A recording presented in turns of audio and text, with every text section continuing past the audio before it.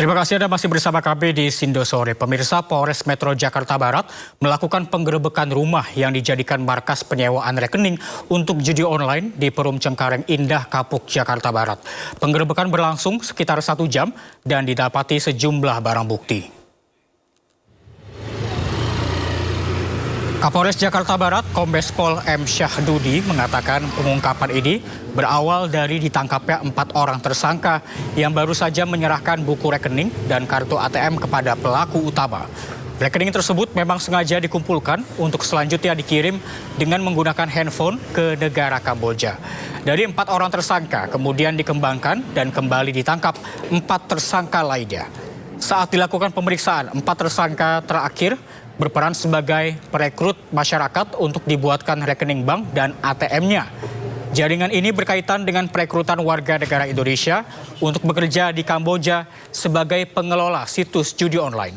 Dari pengungkapan sementara, diduga perputaran uang jaringan ini dalam 1 hari mencapai 21 miliar rupiah. Dari pengakuan tersangka, setiap orang yang memberikan datanya untuk dibuatkan rekening mendapat imbalan 1 juta rupiah. Sementara uang untuk membeli ponsel yang digunakan untuk mendaftar e-banking sekitar 2-3 juta rupiah dari bos di Kamboja.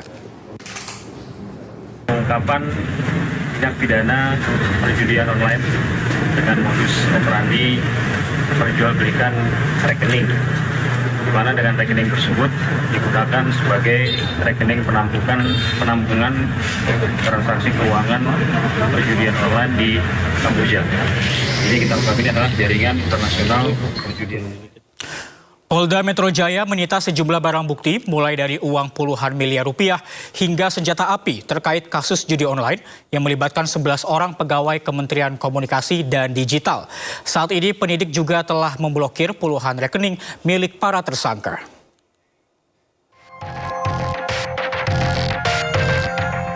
Subdit Jatanras Direktorat Reserse Kriminal Umum Polda Metro Jaya masih terus menyidik kasus perjudian online yang melibatkan 11 orang pegawai Kementerian Komunikasi dan Digital RI serta 4 orang warga sipil. Saat ini penyidik telah menyita sejumlah barang bukti, diantaranya uang tunai senilai 73,7 miliar rupiah lebih, dolar Singapura dan dolar Amerika, 2 buah senjata api, 16 unit kendaraan roda 4, 4 unit bangunan, 11 unit jam tangan mewah. Penyidik juga telah mengajukan pemblokiran terhadap 47 rekening milik para pelaku kepada pihak PPATK dan masih menelusuri rekening lain yang digunakan untuk transaksi judi online untuk diblokir. Selama ini terdapat ribuan website judi online yang dikelola oleh para pelaku agar terhindar dari pemblokiran. Setelah dilakukan pendalaman oleh penyidik, ternyata terdapat SOP baru.